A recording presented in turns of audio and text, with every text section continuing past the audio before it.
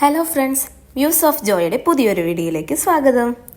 നമ്മളിന്ന് പോയിക്കൊണ്ടിരിക്കുന്നത് കുഴിക്കാട്ടുശ്ശേരിയിലെ വിശുദ്ധ മറിയം ത്രേസ്യയുടെ തീർത്ഥാടന കേന്ദ്രത്തിലേക്കാണ്. ഇന്ന് എന്താ പ്രത്യേകത എന്ന് വെച്ചിട്ടുണ്ടെങ്കിൽ നമ്മുടെ കൂടെ നമ്മുടെ കുഞ്ഞ് അതിഥി ജോബുണ്ട്. ജോബിൻ്റെ ആദ്യത്തെ ഒരു യാത്രയാണ്. നമ്മൾ ആദ്യമായിട്ട് പോകുന്നത് അമ്മയുടെ പക്കലേക്കാണ് പോകുന്നത്.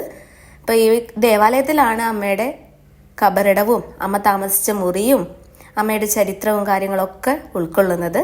നമുക്ക് വീഡിയോയിലേക്ക് പോകാം.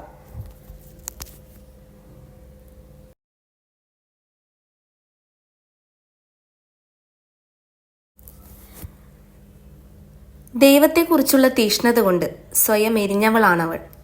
ജീവിതത്തിലെ ഏതെങ്കിലും ഒരു നിമിഷം അപ്രത്യക്ഷമായി സംഭവിച്ച പരിണാമമൊന്നുമായിരുന്നില്ല അത്. കാരണം നന്നേ ചെറിയ പ്രായം തൊട്ടേ അവൾ ഹൃദയത്തിൽ മുദ്രയായും കഴുത്തിൽ അടയാളമായും ദൈവത്തെ കൊണ്ടു നടന്നിരുന്നു. ഇന്ന് ആ പെൺകിടാവിനെ ലോകം മുഴുവൻ അറിയും, പ്രത്യേകിച്ച് ആഗോള കത്തോലിക്ക സഭ. അൾത്താരകളിൽ ഒരു മെഴുകുതിരി പോലെ എരിഞ്ഞുകത്തുന്ന അവളുടെ പേരാണ് വിശുദ്ധ മറിയം ത്രേസ്യ. പുത്തഞ്ചിറയിലാണ് മറിയം ത്രേസ്യ ജനിച്ചത്. പുത്തഞ്ചിറയിലെ പ്രശസ്തരായ ചിറമേൽ മങ്കിടിയാൻ കുടുംബത്തിൽ കുഞ്ഞിത്തൊമ്പന്റെയും താണ്ടയുടെയും മൂന്നാമത്തെ സന്താനമായി 1876 ഏപ്രിൽ 26 ത്രേസ്യയുടെ ജനനം. മെയ് 3 പുത്തഞ്ചിറ പള്ളിയിൽ വെച്ച് ജ്ഞാനസ്നാനം. ആവിലായിലെ വിശുദ്ധ ത്രേസ്യയുടെ പേരാണ് ആ മാതാപിതാക്കൾ തങ്ങളുടെ കുഞ്ഞിന് നൽകിയത്.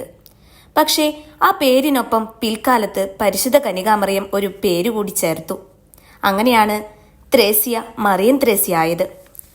മാതാവ് നേരിട്ട് പേര് നൽകിയ മറ്റൊരു വിശുദ്ധ ജന്മവും ഇവിടെ ഉണ്ടായിട്ടില്ല. അമ്മ പഠിപ്പിച്ചു കൊടുത്ത പ്രാർത്ഥനയിലൂടെ ത്രേസ്യ ചെറുപ്രായം തൊട്ടേ ദൈവത്തിലേക്കുള്ള യാത്ര ആരംഭിച്ചു.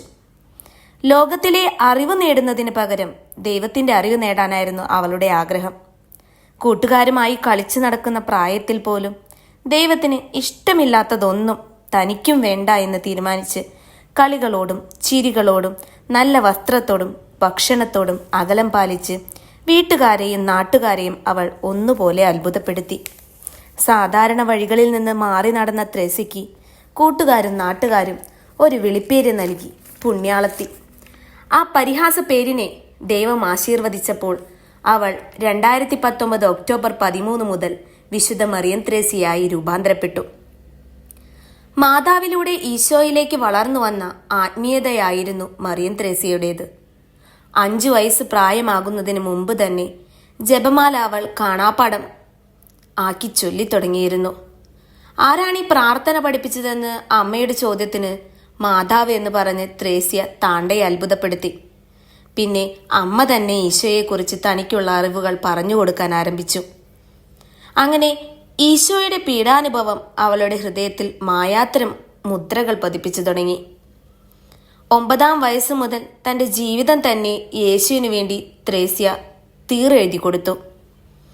അമ്മയുടെ മരണത്തെ തുടർന്ന് ത്രേസ്യയുടെ ജീവിതത്തിൽ അമാവാസി കടന്നു. വിവാഹപ്രായം കഴിഞ്ഞു നിൽക്കുന്ന ത്രേസ്യ കുടുംബത്തിന് മുഴുവൻ ഭാരമായി. ഒരു കന്യാസ്ത്രീയായി ജീവിക്കണമെന്നായിരുന്നു ത്രേസ്യയുടെ ആഗ്രഹം. പക്ഷേ പത്രമേനി കൊടുക്കാനില്ലാത്തതിൻ്റെ പേരിൽ ആ ആഗ്രഹം മുടങ്ങി.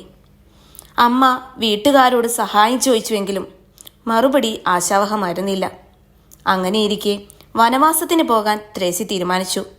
പക്ഷേ തീരുമാനിച്ചുറപ്പിച്ച ആ രാത്രി കട്ടിലിൽ നിന്ന് എഴുന്നേൽക്കാൻ പോലും ത്രേസ്യയ്ക്ക് കഴിഞ്ഞില്ല.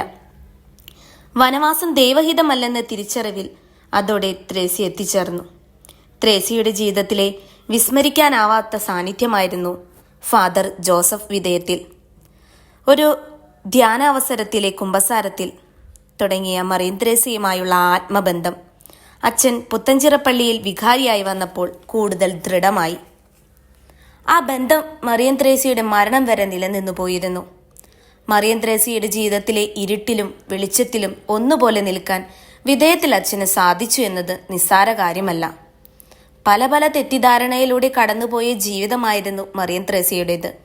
അതിൽ പ്രധാനം അവൾക്കുണ്ടായിരുന്നു. അതിസ്വാഭാവിക അനുഭവങ്ങളായിരുന്നു.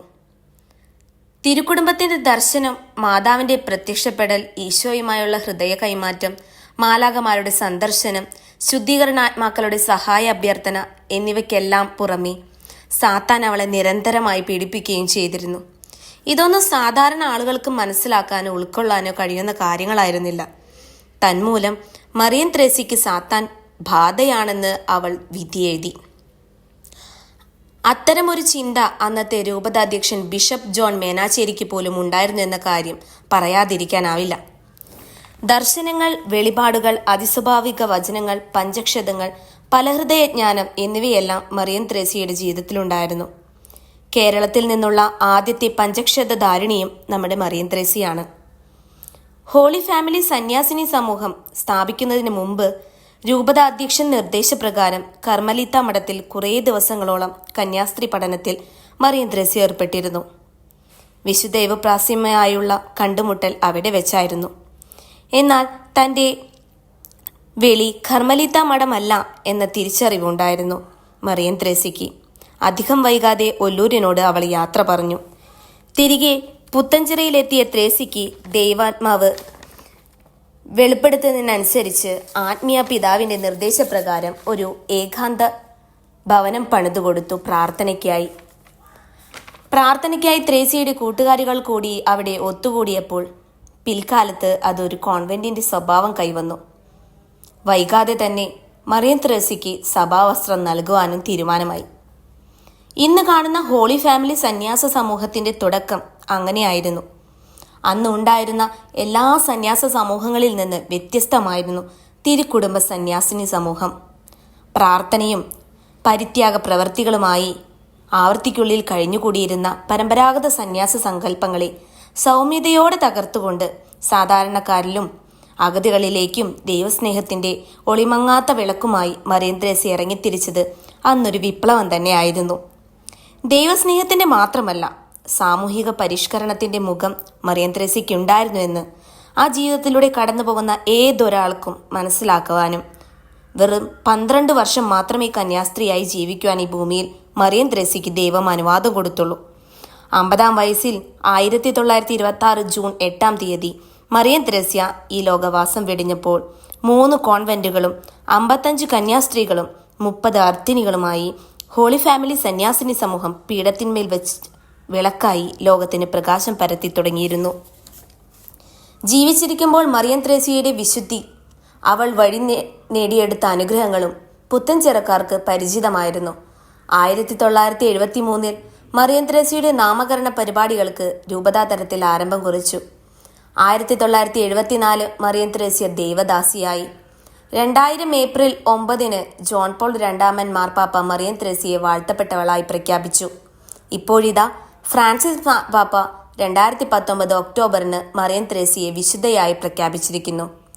കുടുംബങ്ങളുടെ മധ്യസ്ഥയായ വിശുദ്ധ മറിയം ത്രേസ്യയെ ഞങ്ങളുടെ കുടുംബങ്ങൾക്ക് നീ കാവലാളായിരിക്കണമേ. നമ്മൾ മറിയം ത്രേസ്യയുടെ തീർത്ഥാടന കേന്ദ്രം വിസിറ്റ് ചെയ്യുന്നതിന് വേറൊരു കാരണം കൂടി ഉണ്ട്. ഈ സിസ്റ്ററാണ് അതിനൊരു കാരണം. ഒരു ട്രെയിൻ യാത്രയിൽ വെച്ച് യാദൃശികമായിട്ടാണ് സിസ്റ്ററെ പരിചയപ്പെടുന്നത്. അന്ന് ജോസ്ന ഗർഭിണിയായിരുന്നു.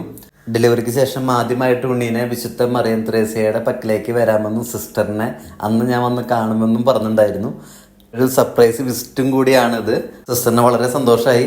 അങ്ങനെ മറ്റുള്ളവരുടെ മുഖങ്ങളിൽ സന്തോഷം വരുത്താൻ നമുക്ക് സാധിക്കട്ടെ. അടുത്തൊരു വീഡിയോ കാണുമ്പോഴേക്കും ബൈ.